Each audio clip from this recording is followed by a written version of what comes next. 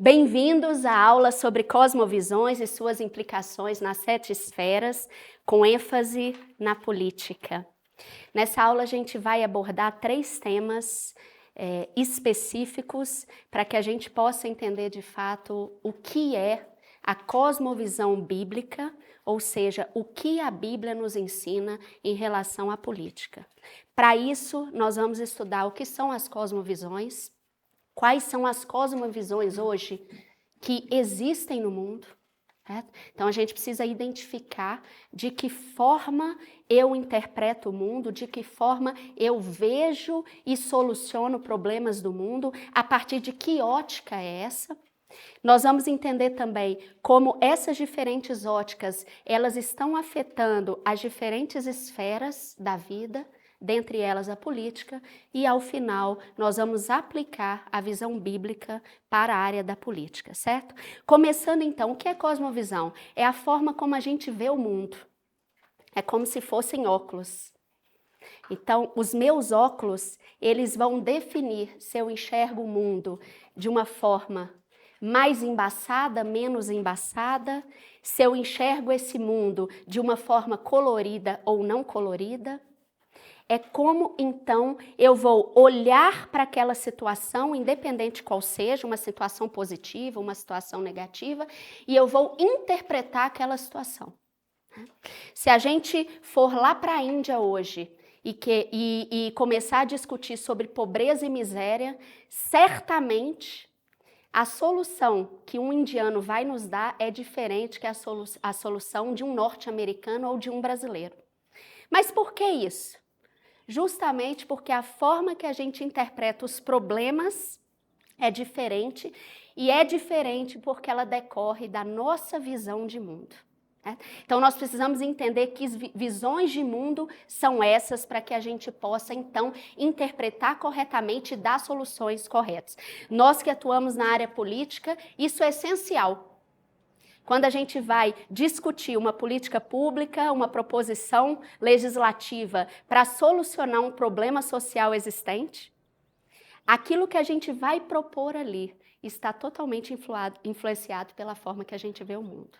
E o problema é que hoje nós temos visto o mundo de uma forma muito distante do que a palavra de Deus prevê. Então, as soluções que a gente tem dado para os problemas sociais são soluções que não vão gerar, de fato, a mitigação do problema. E é por isso que os problemas não acabam, ou não se reduzem muitas vezes, porque as soluções estão equivocadas. E as soluções estão equivocadas justamente pela visão que nós temos. Então, isso é a cosmovisão. E aqui, nesse primeiro slide, eu trago a imagem de uma mulher grávida. E eu queria trazer o exemplo, o exemplo do direito à vida hoje e na antiguidade, para vocês entenderem como, de fato, a cosmovisão ela afeta a nossa interpretação.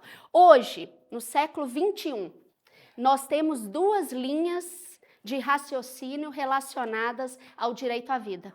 Nós temos aqueles que vão defender a vida desde a concepção, e nós temos aqueles que vão relativizar o direito à vida, trazendo a mulher para esse protagonismo e vão dizer que o direito de escolha é da mulher. Certo? Então, são 2 linhas aqui totalmente opostas, cuja origem está justamente na forma de enxergar e interpretar a vida, na cosmovisão. E como era na antiguidade? Veja que interessante. Eu queria ler o trecho de um livro atual de uma autora chamada Nancy Pearce, que é uma autora renomada, norte-americana. Ela lançou esse livro, Ama Teu Corpo, com diversos temas, inclusive o aborto. E ela vai falar como que as mulheres cristãs do período de Jesus e ali, né, logo após a vinda e a ressurreição de Cristo, elas defendiam a vida. E por quê? Ela vai dizer assim, a igreja primitiva não teria obtido sucesso contra o aborto se não tivesse ao mesmo tempo promovido uma visão superior das mulheres. Opa! Vocês vão lembrar que a época de Cristo, a mulher não era nem considerado um ser na sociedade, um ser humano. Não tinha valor. Nós temos várias passagens bíblicas que Jesus vai restaurar, vai ressignificar a mulher e a dignidade da mulher. A gente vai falar isso quando a gente estiver discutindo feminismo. Mas a igreja primitiva aprendeu com Cristo.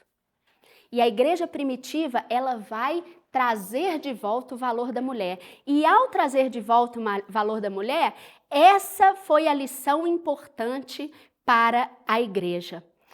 Eis o motivo. Uma cultura que pratica o aborto e o infanticídio é uma cultura que rebaixa as mulheres e desrespeita sua contribuição especial para a tarefa de reprodução. Então, quando a igreja primitiva, lá na antiguidade, ela passa a ressignificar o papel da mulher na sociedade e a trazer de volta a dignidade da mulher, ela também traz uma consciência sobre o direito à vida e a importância de se defender a vida. A visão muda. Eu agora preciso realmente defender a maternidade porque eu sou digna nessa sociedade, eu tenho um papel importante nessa sociedade. E aí eu, enquanto mulher, sou a principal defensora do direito à vida. As mulheres cristãs, naquele momento, elas passam a lutar contra os homens para defender a vida desde a concepção. E o que a gente tem visto hoje? O contrário. As mulheres é que são as principais defensoras da morte. De onde vem isso? Da visão de mundo dessas mulheres. E é essa visão de mundo que a gente vai aprender. Que visão é essa que faz com que uma mulher olhe para si mesma, veja e sinta a vida crescendo dentro dela e mesmo assim ela escolha assassinar aquela vida? Para a gente é algo, uma palavra que eu gosto de usar, é surreal. Mas por que para essas mulheres não são? Não é. Justamente pela visão de mundo. A visão de mundo, a cosmovisão ou visão de universo, ela é formada a partir de culturas. E as culturas são esses conjuntos de crenças, de princípios, de valores. Elas estão diretamente formadas aqui, baseadas nas religiões. Por isso que, no exemplo do aborto, é muito comum para aqueles que são defensores da vida ouvir o outro lado dizer: essa sua opinião é religiosa. Mas a gente vai entender que toda opinião é religiosa. Só que eles rotularam o cristianismo contra a religião, mas o ateísmo é religião também.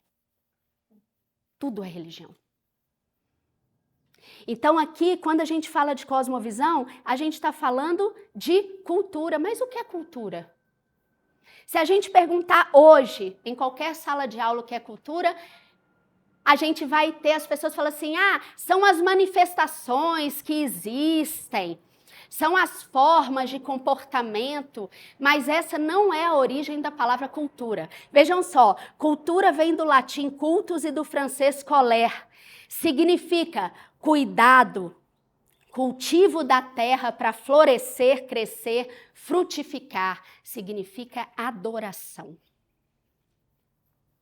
Essa é a origem da palavra cultura. Cultuar é cultivar alguma coisa. Desde plantar a semente, até regar, até ver essa semente frutificar, até colher os frutos. E não apenas isso, é você render ali uma admiração, um temor, uma adoração àquilo.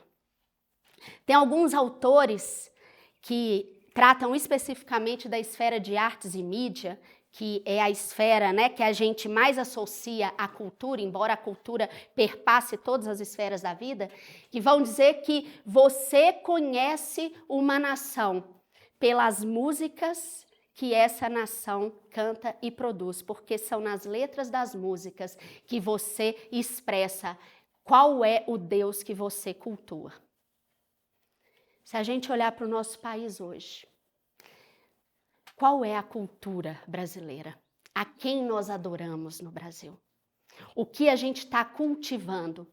E aí, obviamente, é muito fácil da gente compreender por que a sociedade, com base na família, está cada vez mais quebrada, porque as nossas músicas têm um estilo musical que só fala de traição e amor que não dá certo, que é extremamente popular. Tem outro estilo musical muito popular aí, que só trata de pornografia, prostituição, enfim. Que cultura é essa que o Brasil tem hoje? É exatamente isso que a gente está cultivando e, obviamente, os frutos são esses. É impossível a gente plantar semente de abacate e nascer laranja. Isso não vai acontecer. É a lei da semeadura. E é muito interessante que a cultura e a forma de pensar cultura, ela nasce em Deus. Se a gente vai lá no propósito de toda a criação, em Gênesis 1, 26 a 28, vejam que Deus abençoa o homem e Deus diz: frutificai e multiplicai e enchei a terra, sujeitai-a e dominai-a sobre peixes do mar, sobre as aves do céu, sobre todo animal que se move sobre a terra. Nós vamos ler esse versículo diversas vezes, porque aqui está a origem da visão bíblica. Vejam que Deus, ele estabelece como é a cultura do reino. Ele nos faz a imagem e semelhança dele. O que isso significa? Todos os atributos de Deus, eu e você temos. Todos. Não existe ninguém que não seja inteligente, criativo, inovador. Nós temos todos os atributos de Deus. Basta a gente buscar, a gente desenvolver, a gente querer. Mas muitas vezes a gente não quer. Ah, isso eu não consigo. Ah, isso aqui é grande demais para mim. Ah, eu não acredito que isso vai dar certo. Nossa, eu não consigo aprender. E a gente mesmo, enquanto ser humano, a gente limita a imagem e a semelhança de Deus em nós. Mas nós somos como Ele. Não somos Ele, mas somos como Ele. Em todos os aspectos da nossa vida. E Deus, Ele vai falar que cabe a nós, seres humanos, frutificar, multiplicar, encher a terra. O frutificar não é apenas ter filhos. É realmente estabelecer uma cultura do reino. É de fato a gente ver a terra e tirar da terra, de tudo que Deus criou, o melhor dela. Para a honra e glória dele sempre. Cultura extrai as matérias-primas da natureza para criar um mundo natural a serviço de verdades, de pressuposições, de crenças que vão trazer aquilo que o reino de Deus é e que a gente tanto ora. Venha o teu reino. O que é vir o teu reino? É justamente a gente conseguir na terra ter as características do reino dos céus. Quais são as características do reino do céu? Paz, justiça, prosperidade. Se a gente olhar para o Brasil hoje, temos paz, temos justiça, temos prosperidade. Onde está o erro? Em nós. A nossa cultura, a gente não está plantando o que traz paz, justiça e prosperidade. Isso não vem dos céus, isso vem do trabalho nosso, enquanto imagem e semelhança de Deus na nossa terra. Nós somos então como árvores. As raízes são as crenças. Essas crenças, elas vão se transformar em valores, que é o tronco. Vejam que o que sustenta uma árvore? O tronco, certo? Se os meus valores, eles são valores, de fato, do reino, eu vou ter uma árvore frondosa, que não vai se abalar com nenhuma tempestade, com nada. Agora, se os meus valores são valores misturados ou opostos ao reino, a gente vai ter problema aqui. Essa árvore vai murchar. Salmo 1, todo mundo conhece. Dos valores, nós temos os galhos, que são os comportamentos. Se o meu valor, Ele é um valor totalmente equivocado, secular, que a gente vai aprender por que usar essa palavra secular. O que vai acontecer na prática? O meu comportamento será assim também. Não tem jeito. E aí eu chamo a atenção para vocês de que, nós temos que tomar muito cuidado, principalmente aos papais que têm filhos. Infelizmente, hoje, a educação brasileira e a educação mundial, não é só no Brasil, isso é mundial, ela está ensinando crenças. E quando ela ensina crenças, ela muda valores. E quando ela muda valores, ela muda comportamentos e ela muda as consequências também. Eu falo muito em igrejas, sabe, gente? E não tem nem uma ministração em igreja que os pais venham e falam assim, meu filho está aqui, mas os comportamentos dele estão lá. Ele é ministrado aqui, mas ele faz aquilo que eu desprezo. Por quê? Porque lá ele está sendo ministrado também. E ele está sendo ministrado nas crenças, como eu vejo o mundo. A escola hoje, a universidade está mudando a visão de mundo. Eles estão nas raízes. Não é o comportamento. E às vezes a gente está preocupado com o comportamento. E não com a raiz. E aí não tem efeito. Passando. Como então a cultura, ela penetra ao longo do tempo? Nós temos 3 formas. Pelo próprio passar dos anos, também pelas áreas que nós temos, pelo conhecimento que é multiplicado por meio das áreas, e aí pelas ciências, pela economia, pela política, pelas artes, pelas áreas em geral. E nós temos também pela própria pessoa, a partir da sua relação com os outros. E aí a família tem um papel preponderante nesse sentido. Mas ela sempre segue essa ordem. A religião influenciando a filosofia. A filosofia aqui é a educação como um todo, a forma de pensar, de produzir conhecimento.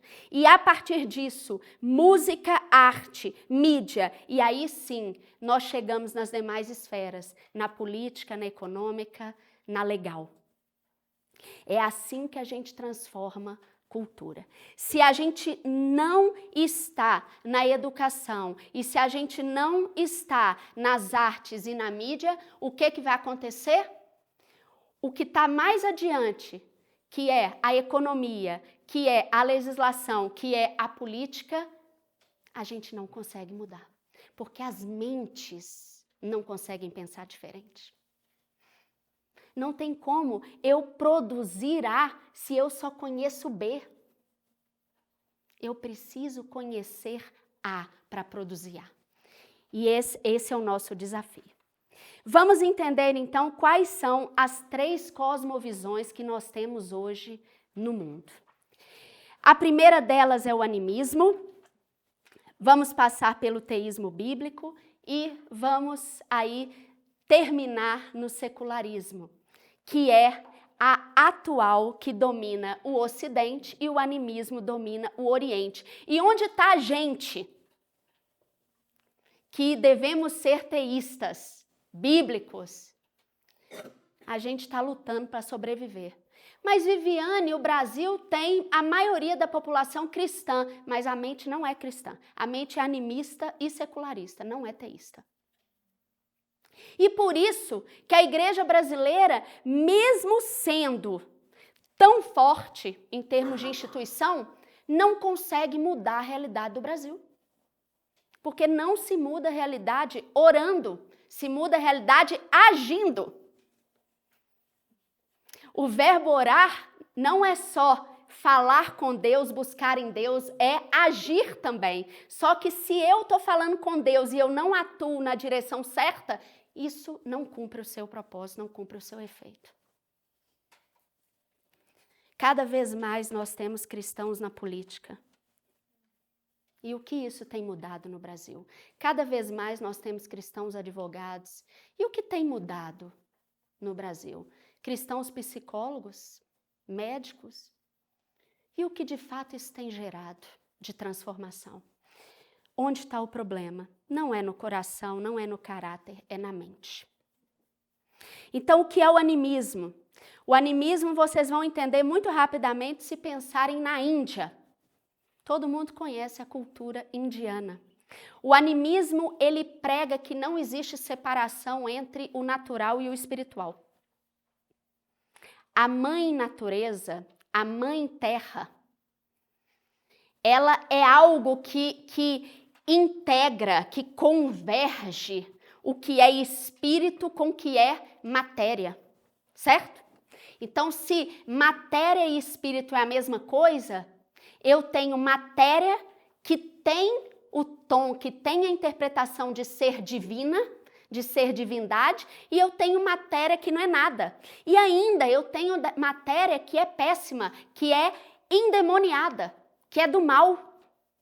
Então, se a gente for olhar para a cultura indiana hoje, por que eles adoram animais? Não é verdade? Por quê? Que tem um certo animal ali que é para eles um ser divino, porque eles enxergam na natureza este mundo que é integrado. E na mente deles, de tempos em tempos, existem deuses que se materializam em animais, em pessoas, e por isso a sociedade de castas. Eu tenho uma divisão social em que espiritualmente aqui eu tenho essa diferença, eu tenho os que são espiritualmente mais elevados e eu tenho aqueles que espiritualmente devem realmente viver na miséria porque são maus, são ruins. E aí vocês vão lembrar que eu falei assim, se a gente falar sobre pobreza na Índia, a solução deles é diferente, e é. A pobreza na Índia vai ser explicada pela espiritualidade. A Viviane, ela é rica porque ela é um ser superior espiritual. Eu não vou ter política pública para reduzir a pobreza na Índia, porque a pobreza ela é explicada pelo nível de espiritualidade de cada indivíduo. Essa é a visão de mundo animista. Nós temos produtos diversos no Brasil que têm trazido cada vez de forma mais forte essa visão de mundo. Quando você começa a ter ali em produtos orgânicos, tá muito comum a visão de mãe terra, mãe natureza, essas expressões, o que está por trás? A idolatria a esse mundo. Qual a teoria animista mais famosa? Big Bang. Como que o mundo surge? O mundo surge a partir de uma explicação animista. A natureza se autocriou. A natureza tem esse poder de divindade para se formar e para evoluir. O Big Bang é uma teoria animista e não é de um indiano. Não é de um país oriental. Mas a cosmovisão, como a gente viu, ela tem a horizontalidade, ela passa nas áreas de conhecimento e ela está globalmente disseminada. O homem, então, ele é simplesmente uma matéria. Ele não é um ser que de fato importa. O que importa é o carimbo espiritual de ser bom ou não, de ser divino ou não, deste homem. Quando a gente fala do secularismo, o secularismo, por outro lado, ele vai negar por completo a existência do espiritual. O secularismo, ele vai idolatrar a razão. O homem, ele é um ser racional, 100% do tempo. E por ele ser esse ser racional, tudo que ele faz é visando o seu bem-estar e visando um benefício que é próprio. Ele pensa no estômago dele, ou seja, naquilo que de fato satisfaz. Este é o homem secular. O secularismo, ele vê a história como uma história que tem início, meio e fim, qual é o fim? A morte. Acabou. Não existe eternidade, não existe nada além disso. Acabou. Você só tem aquele tempo de vida. E se você só tem esse tempo de vida, você tem que fazer o máximo para buscar a sua satisfação pessoal. O que importa, o que importa, o indivíduo. Para isso, a natureza, ela está totalmente sob meu controle. Já no animismo, a história é cíclica. Eu morri hoje um ser pobre, mas amanhã eu posso voltar como um ser riquíssimo. Porque a natureza é que comanda. Não existe fim. Eu vivo em ciclos, e esses ciclos, eles são eternos. E o teísmo, que é o que nos importa. A gente sabe que Deus é o criador de todas as coisas, e Ele criou o homem, a mulher e a natureza. Ele criou um território chamado Terra. E Ele criou todas as coisas para que as coisas criadas, as criaturas criadas, reflitam a glória dele. Nós, enquanto co-herdeiros de Deus, imagem e semelhança de Deus, estamos na terra para que a gente governe, Gênesis 1, 26 a 28, para que a gente, de fato, implemente aqui na terra tudo que ele tem de melhor.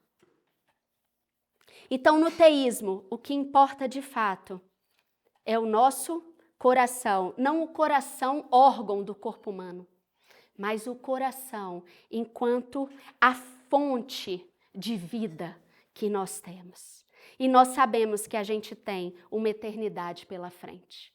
A história não termina. Ela começa na terra e ela será eterna nos céus. Esse é o propósito de Deus. E não há, muito importante, divisão entre terra e céus. A nossa história na terra, ela é uma continuidade e será continuada nos céus. Então não existe separação. Eu vou ter uma vida na terra e depois eu vou ter uma vida nos céus. Ela é uma única vida em Deus. Mais algumas características do animismo para a gente aí ter bastante clareza nessa visão. O animismo ele pode ser também chamado de fatalismo. Então a gente tem dentro do animismo aí o medo de errar, ou seja, eu não posso errar porque se eu errar eu vou ser punida. Se a natureza é a própria divindade, qualquer coisa que eu fizer, a natureza pode me punir, inclusive com a pobreza. Então, se eu sou pobre, se eu tenho uma deficiência, é punição da natureza por quem eu sou. Pessoas com deficiência não têm vez em países animistas, porque a deficiência também é considerada punição da natureza. Essa é a visão fatalista. Eu não posso fazer, porque minha vida, ela já foi determinada. Então, eu fico ali resignada ao que eu sou. Se eu sou pobre, eu sou pobre. Se eu sou deficiente, eu sou deficiente. Eu não consigo, se eu tenho uma deficiência física, motora, por exemplo, eu não posso nem querer aprender a andar. Eu não posso nem querer procurar um profissional da fisioterapia para me ajudar. Porque eu estou já com aquele meu futuro traçado. Sou sempre vítima. O meu destino está dado. A vida acontece para mim. E aqui, gente, eu queria chamar a atenção de uma música bastante popular no Brasil. Eu vou falar a frase popular dela e vocês vão possivelmente até cantar na mente, mas não é o que eu quero. Tem uma música bem popular que vai falar assim: deixa a vida me levar, vida leva eu. Essa é uma visão animista de mundo. Eu não posso fazer nada. A vida é que me leva. Se eu consigo ou não consigo, é da vida. Se eu sou bem-sucedido ou mal-sucedido, é da vida. Então, eu necessariamente tenho já um início, meio e fim que está programado. Eu não mudo isso. Vejam que aqui a gente nega diretamente a lei da semeadura. Não é o que eu planto, o que eu colho. Não interessa, eu posso plantar qualquer coisa. A colheita já está dada. O meu fim já está dado. Eu sou dependente, eu sou burocrático, eu só olho para mim, as situações não importam, as oportunidades, as portas abertas não importam. E se eu sou bem-sucedida, eu tenho sorte. Muito cuidado ao usar a palavra sorte. Eu sei que faz parte muitas vezes do nosso vocabulário. A palavra sorte necessariamente está vinculada a essa visão de mundo. A uma pessoa que não acredita que as suas ações determinam os resultados e as consequências na sua vida. Então eu tenho sorte. E quando a gente fala que tem sorte, mais do que isso, a gente vai negar o agir de Deus. Nós, cristãos, não temos sorte. Nunca. Não existe sorte para o cristão. A não ser que o cristão, ele realmente viva como um animista. Aí, ele pode falar o que ele quiser. Mas dentro do teísmo bíblico, não.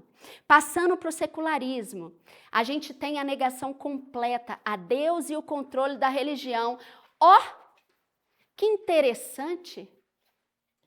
O mundo que a gente vive hoje no Brasil, o Brasil é um país secular, embora mais de 50% da população é cristã evangélica, e se a gente somar os católicos, a gente está falando de quase todo mundo.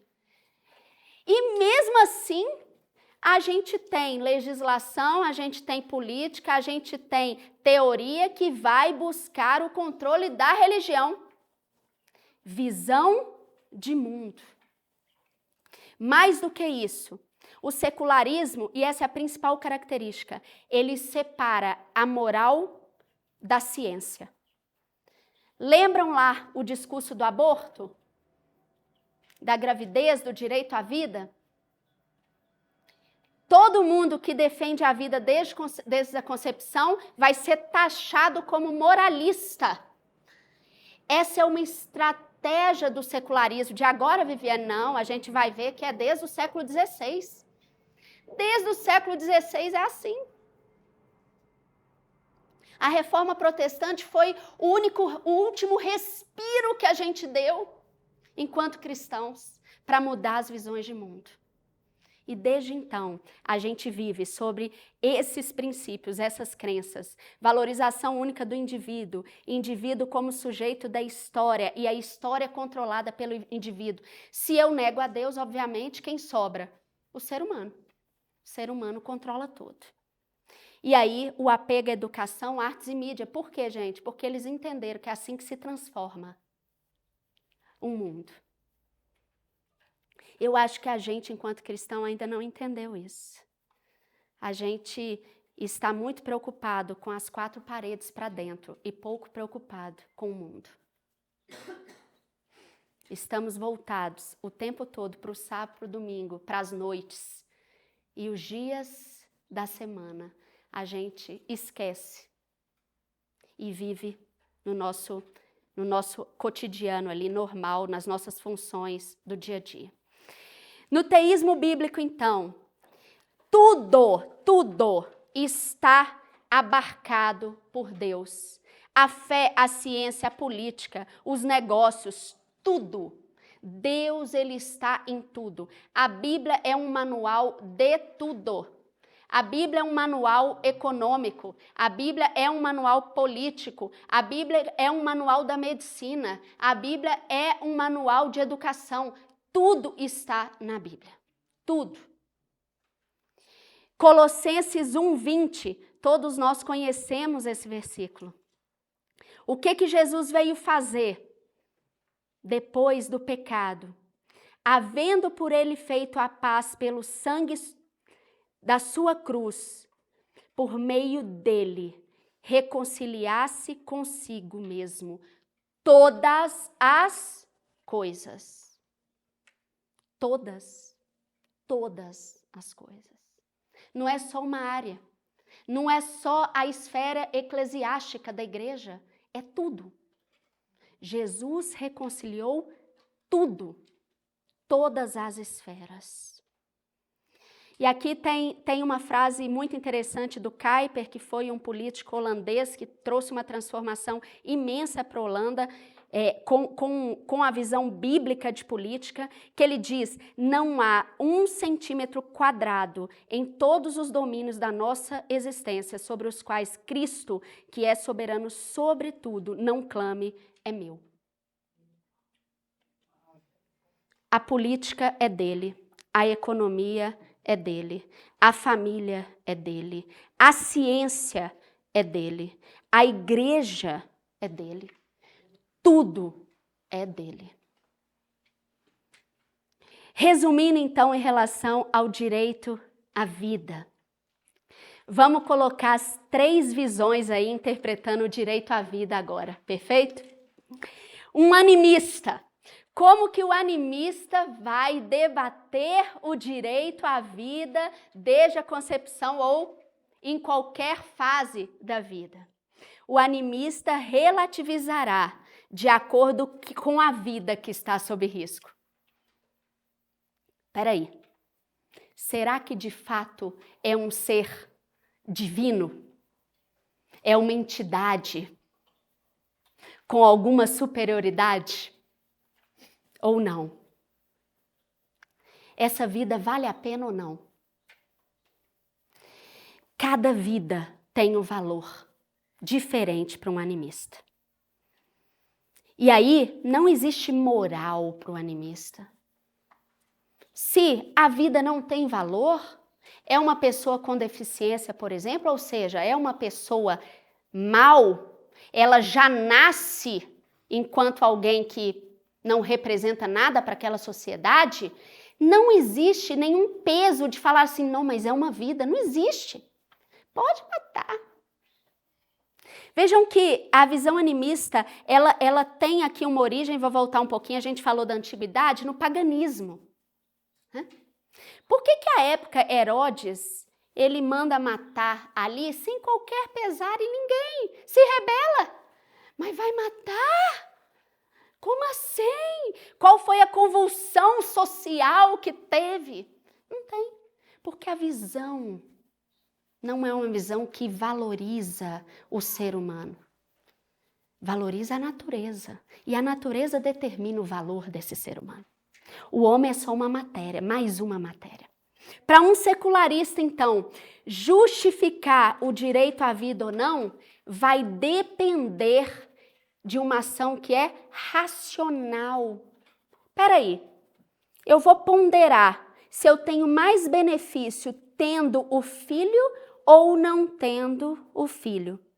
Na verdade, eu vou usar a frase de uma amiga que me marcou muito. O filho sempre existiu. Quando você gera dentro de você, você mulher, o filho já existe. O que você escolhe é ter um filho vivo ou morto. Porque o filho, ele foi gerado. Então, eu vou ter um filho vivo, eu vou até o final da minha gestação, vou ter o meu filho, posso até dar para adoção, posso até colocar à disposição da adoção, mas tive o filho. Ou não, eu vou interromper aqui e vou assassiná-lo. Isso é uma ação racional. A mulher, ela pensa, eu não tenho condição econômica, isso vai atrapalhar minha carreira. Eu vou ter filho agora? Olha o peso. Não, eu não nasci para ser mãe. Eu não tenho isso. Isso é uma ação racional. Esse é o secularismo. Por isso que para a gente, cristão, que realmente somos pró-vida, é tão difícil a gente entender. Porque a gente não tem essa crença de que a razão está acima da crença dos princípios cristãos. Não. O que a Bíblia diz é verdade absoluta. Mas para um secularista, não. Não existe Bíblia, não existe fé. O que interessa? O que eu penso. O que eu acho. Um cristão, então, defende a vida em todas as circunstâncias e nunca a negociará. E aí, queridos, a gente vai entrar no nosso mandato. O que Deus, ele ao nos criar, determinou para nós? a origem de tudo. E é muito importante dizer que o que Deus, ele determinou ao nos criar, vale até os dias atuais. O plano de Deus não mudou. Passaram-se séculos e séculos e séculos, gerações, gerações, gerações, e o plano de Deus é único para a humanidade, independente de ser a Viviane ou você. E a origem está em Gênesis 1, 26 a 28. Vamos ler rapidamente, se você está com sua Bíblia, leia aí também. Façamos o homem a nossa imagem e a nossa semelhança. É a identidade. Isso a gente não pode perder nunca. Quando a gente perde a identidade de que nós somos como Deus, a gente passa a viver uma vida de um ser humano sem Deus. A identidade é a origem de tudo. Sede fecundos e multiplicai, enchei a terra. Esse é o nosso mandato social. Nós precisamos formar sociedades. Deus, ele cria para a gente um território. E ele dá ao homem a autoridade e o mandato de povoar esse território. Nós temos um mandato social de criar sociedades. De quê? Portadores da imagem de Deus. Pessoas, homens e mulheres semelhantes a Deus. Nós temos essa missão. Não é qualquer coisa. Por quê? Porque é pela essa missão que a gente cria cultura. Se a gente abre mão dessa missão, nós estamos perdidos. Porque as culturas, elas vão variar. Isso desde a origem.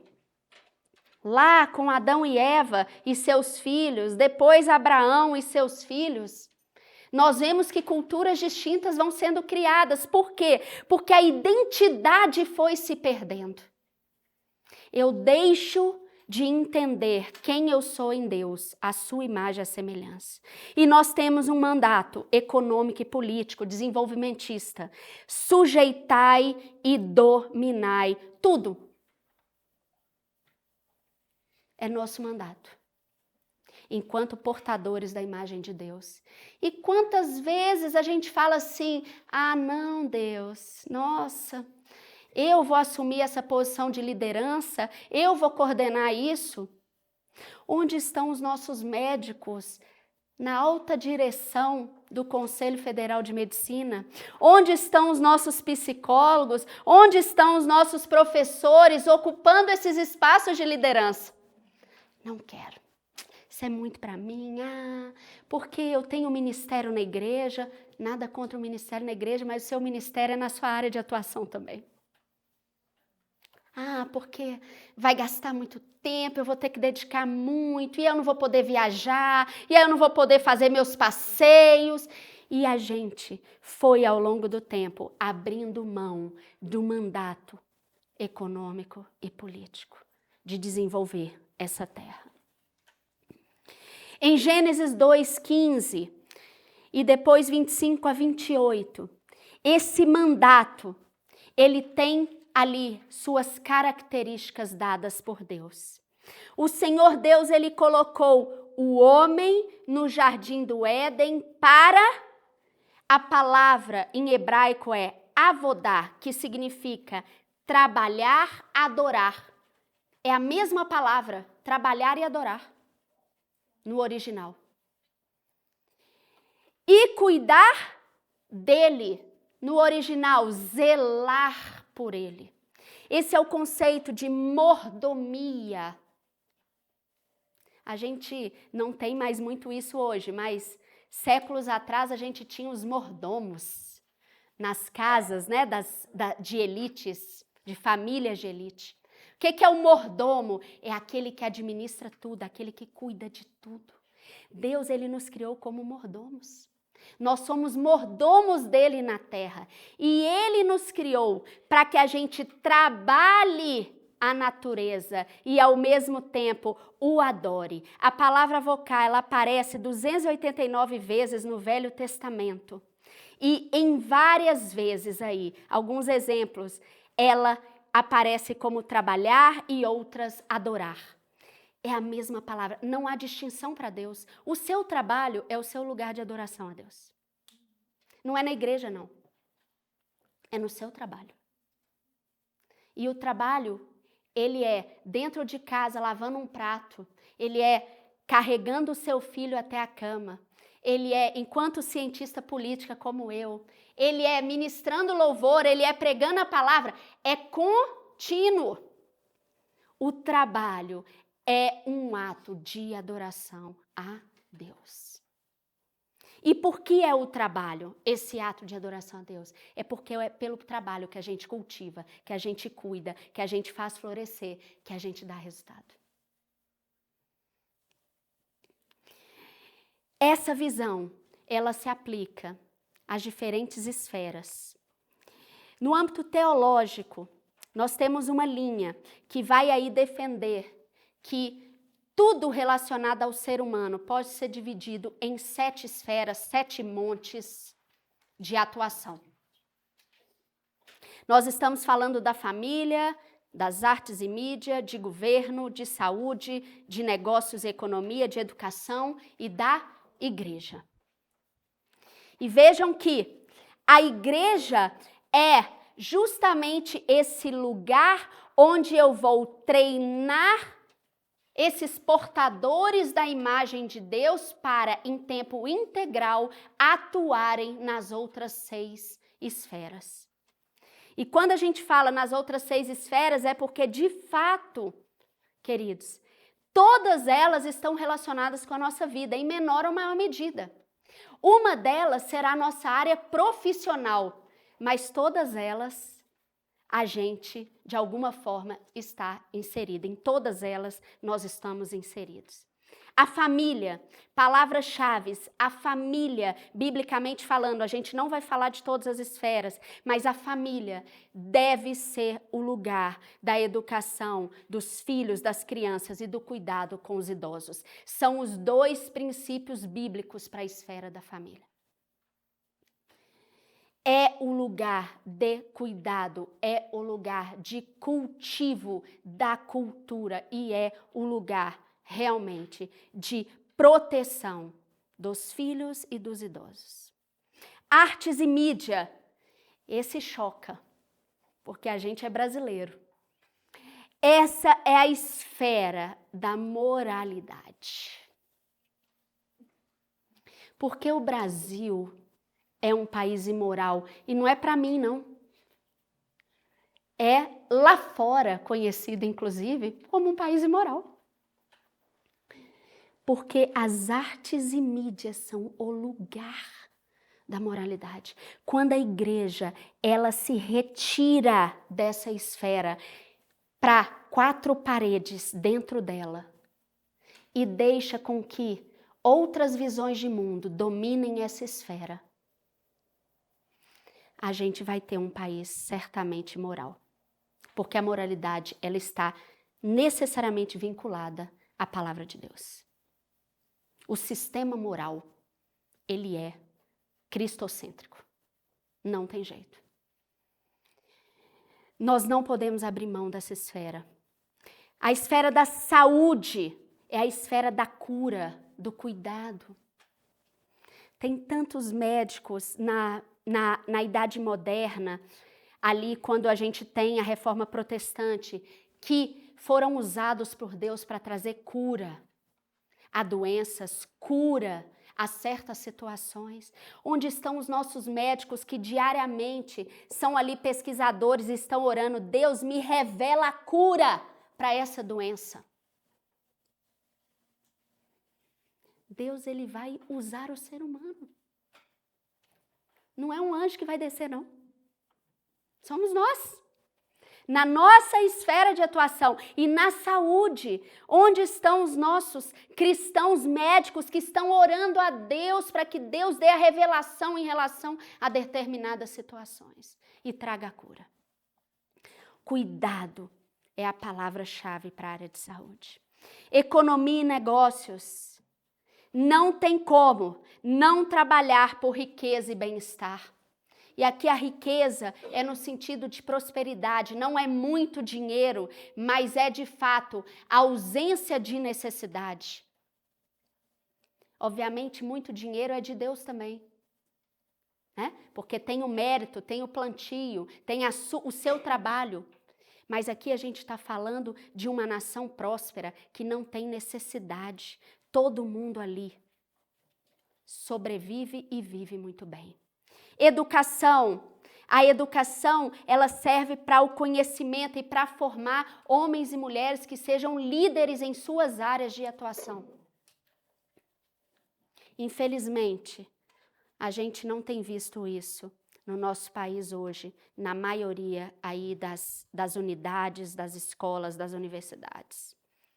E por fim, eu quero focar um pouquinho mais na igreja e, claro, em governo, porque é dentro de governo que está a esfera política.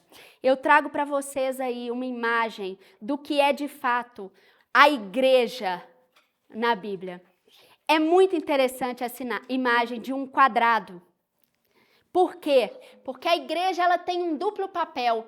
Ela tanto é cristocêntrica, tanto ela se movimenta no sentido da cruz, ela se reúne em comunidade para adorar, para equipar, para capacitar, para formar, como também ela precisa ser sociedade cêntrica, brincando.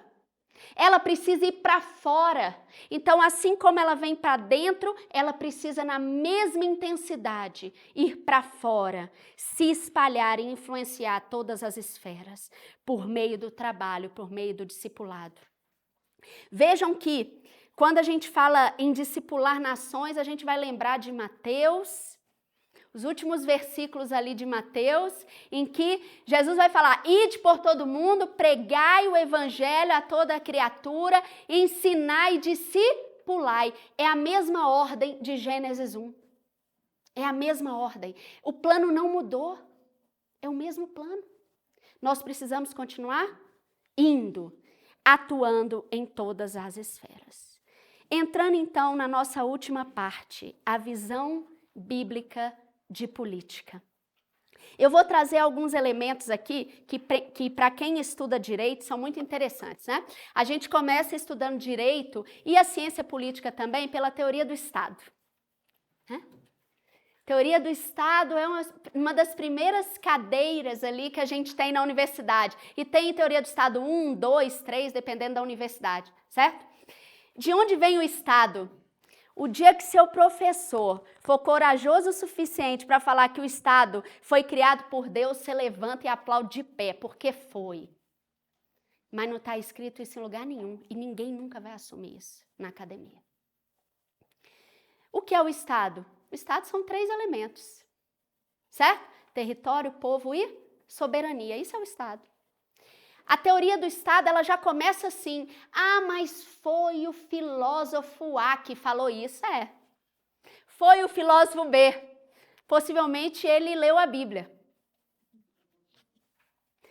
E leu mesmo, porque ele viveu na época da Reforma Protestante ou das implicações da Reforma Protestante e ele foi influenciado. Eu trouxe aqui para vocês, a segunda aula vai ser sobre teoria política. É muito interessante que todo mundo já ouviu falar de John Locke, inclusive os livros todos são em inglês que eu tenho, mas John Locke, todos os primeiros capítulos dele são em Gênesis 1. Quem já ouviu falar de John Locke falando sobre Gênesis 1? Ninguém. Todo mundo omite.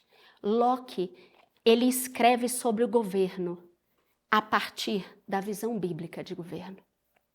Por isso ele é o pai do liberalismo. Por isso a liberdade é a base do pensamento de Locke. Depois eu quero que vocês, inclusive, vejam o livro, tá? Abram o livro, porque precisa abrir o original. Perfeito? Então, assim, O território foi criado por Deus. Gênesis 1, de 1 a 25, a gente não precisa ler. O povo foi criado por Deus, nós fomos criados por Deus. E a soberania do Estado, ela é de Deus. O que é soberania? Pessoa ou entidade que não conhece superior na ordem externa, nem igual na ordem interna. Bonito esse conceito, hein? Para quem estuda aí direito? Esse é o conceito bíblico de soberania. Ela pertence a Deus, mas, embora pertença a Deus, Deus ele transferiu a autoridade para nós, aqui na terra. E isso que é tão lindo em Deus. Deus ele não está aqui na terra governando. Ele deu a autoridade de governo para nós, imagem e semelhança dele. Maravilhoso. Ele transferiu para a gente.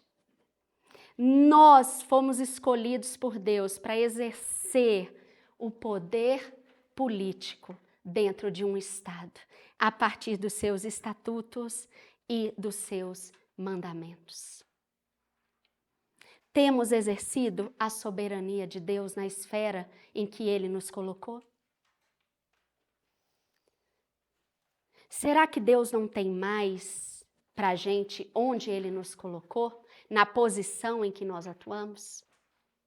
Será que nós não temos aberto mão de atuar enquanto cabeças, enquanto líderes, enquanto influenciadores, na nossa posição dentro de casa, no trabalho formal, na igreja, porque a gente não entendeu a nossa identidade em Deus?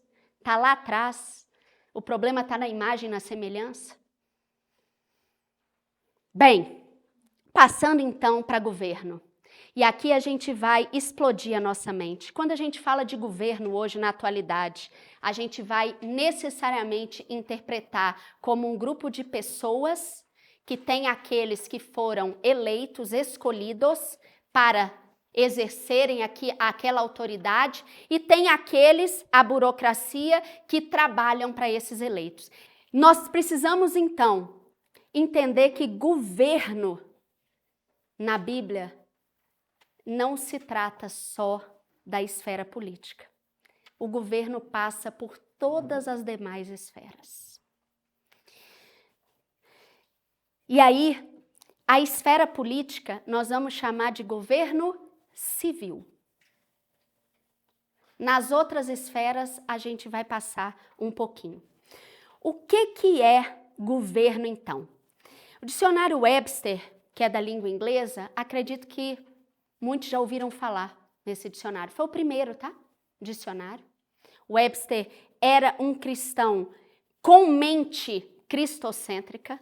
Então, o dicionário Webster, de 1828, é um dicionário em que a concepção de cada termo é baseada na Bíblia. Não existe isso mais, tá, gente? Não precisa nem procurar. Infelizmente, não existe. Infelizmente, a gente tem algumas imagens só em livros mais da época, mas o dicionário em si já foi totalmente reformado e os conceitos já são seculares, totalmente. Mas essa recuperação vai trazer o conceito de governo, e aqui está literal, como vem no Webster de 1828. Governo significa autocontrole, constrangimento, esfera pessoal, domínio próprio. É um fruto do Espírito. Isso é governo na esfera pessoal. Segunda característica, exercício de autoridade por um pai ou chefe de família. Governo na família. O governo também deve estar na família. Direito de governar e administrar as leis. Governo na esfera política. Sistema político de um Estado, corpo político composto por membros individuais. E aí sim, o governo civil. Vejam que o Webster está escrevendo no século XIX. Já existia o Estado, famoso Estado moderno, já existia o Estado moderno democrático, e já existiam governos civis. Então, a concepção aqui, ela também traz o contexto daquele momento. E aqui, queridos, fazendo um rápido resumo, na esfera pessoal, o governo, ele é justamente, né, essa responsabilidade do ser humano por suas ações, é a lei da semeadura. Na esfera familiar, é a autoridade dos pais sobre o seu lar e seus filhos. Na esfera econômica, expandindo um pouquinho, é o direito dos indivíduos de produzir, distribuir, consumir e acumular riquezas, também é governo das suas ações, no âmbito aqui já de um contexto de liberdade, que deve ser o que a gente precisa pregar, porque é o contexto bíblico que nós conhecemos. E na esfera eclesiástica da igreja, é o direito ao sacerdócio, este governo. Entrando então no governo civil e indo para o encerramento dessa primeira aula, nós precisamos entender que a palavra de Deus, ela traz para a gente 7 princípios principais sobre governo civil. Princípio significa que precisa ser a base ou a fonte nossa para qualquer decisão, para qualquer ação, certo? Então, o primeiro, toda autoridade provém de Jesus Cristo, que possui todo o poder e domínio sobre as nações. Nós não estamos falando de pessoas, tá? Não é que a autoridade Viviane provém de Jesus Cristo, não. Às vezes a igreja mistura essas coisas, né? A autoridade aqui é, na verdade, o atributo de ser legítimo, de governar. É autoridade no sentido de soberania. É autoridade no sentido de domínio, de controle. Governos civis são instituídos por Deus. Mais uma vez, a gente não está falando de pessoas, nós estamos falando da instituição, do conjunto aqui que vai governar um estado, certo? As pessoas é o terceiro princípio. E o quarto, em seguida, devem ser escolhidas democraticamente, e aí a gente vai discutir na terceira aula o que é democracia, porque esse conceito hoje está assim, flutuando, certo? E nós vamos entender por quê. Mas, em relação a essas pessoas que devem ser escolhidas democraticamente, a palavra de Deus, ela vai dizer que eles são ministros de Deus, ou seja, são pessoas que estarão representando não apenas nós enquanto sociedade, mas o próprio Deus. Vejam a seriedade das nossas escolhas. São ministros por quê? Porque eles estão imbuídos de uma autoridade e num âmbito de uma instituição que foi criada pelo próprio Deus. Não é brincadeira. Não é qualquer um. Quem é essa pessoa? Precisa ser um homem capaz, justo, temeroso a Deus, que tenha a visão. Mas, Viviane, a gente não vai ter quem governe o Brasil. Sim, verdade.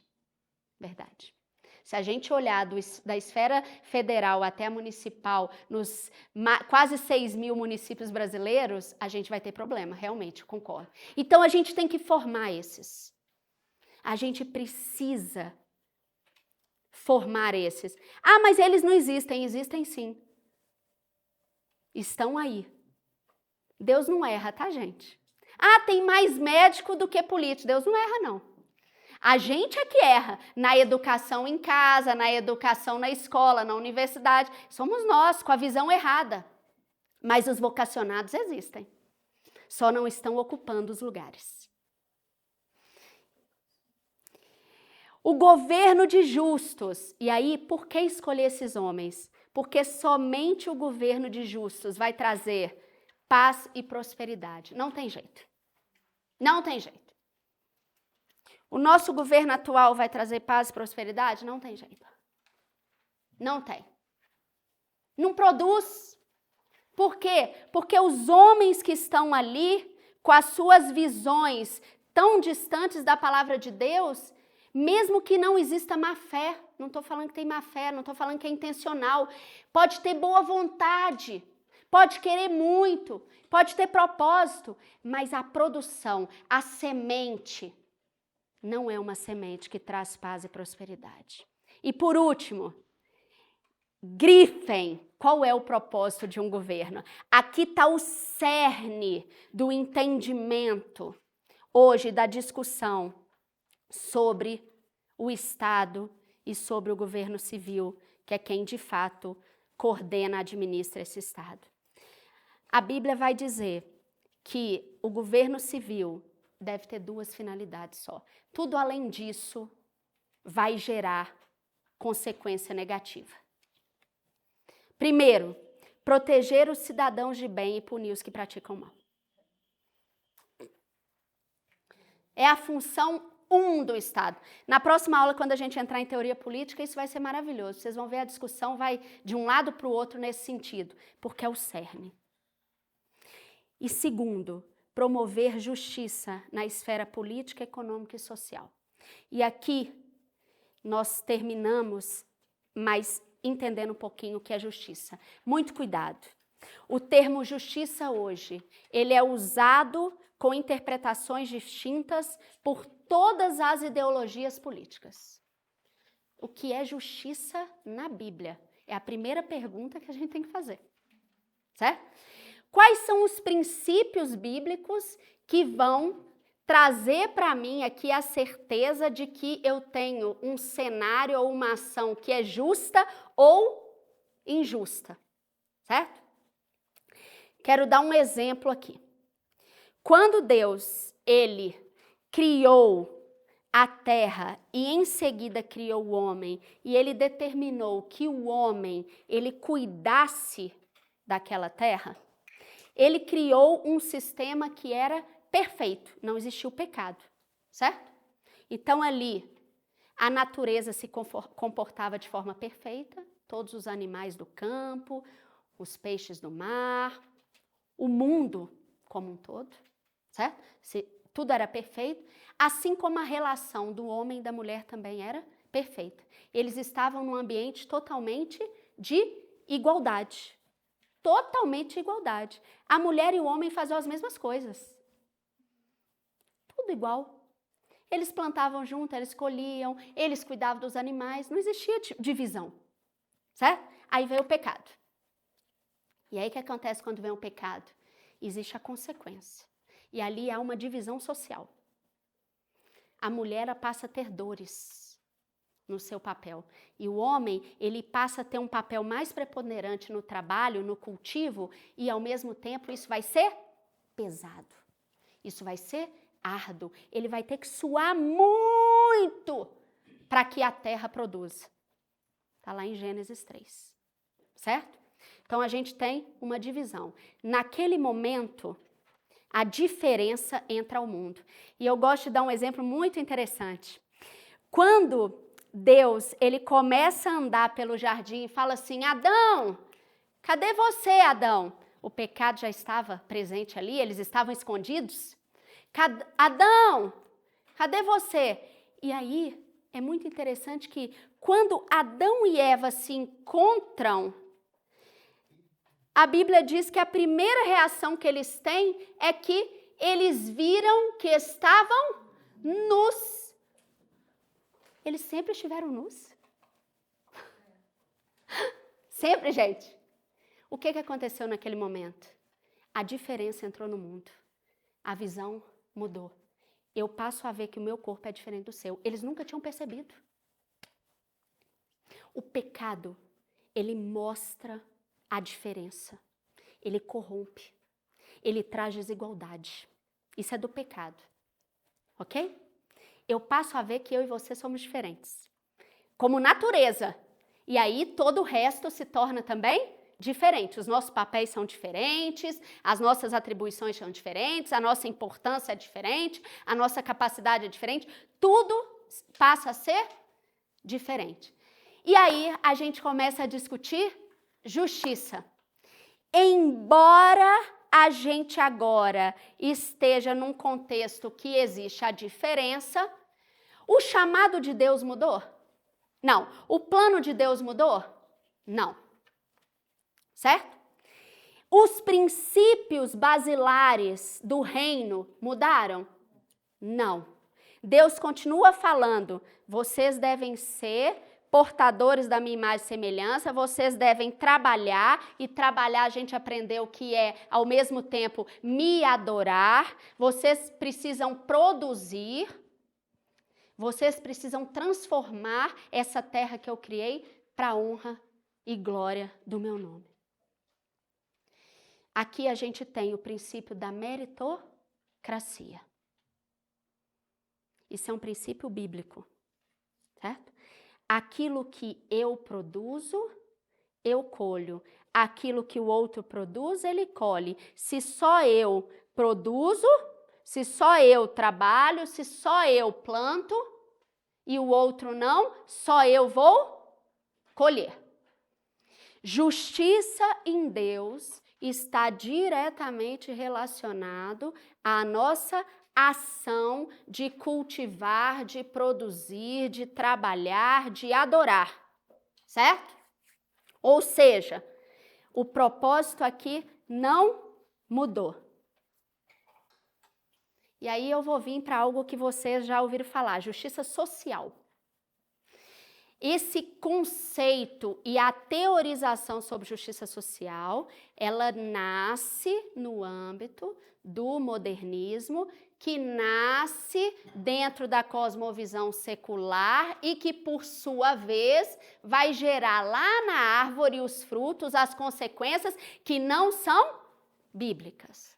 O que é a justiça social hoje? É a gente interferir aqui ou nos meios ou no resultado. Aí depende da sua linha teórica, certo? Se eu interfiro no resultado, eu sou uma pessoa socialista. Não interessa de onde eu parti, o que eu fiz, o que importa é que no final todo mundo tem igual. Se eu trabalhei menos ou mais, não importa. Onde está a justiça?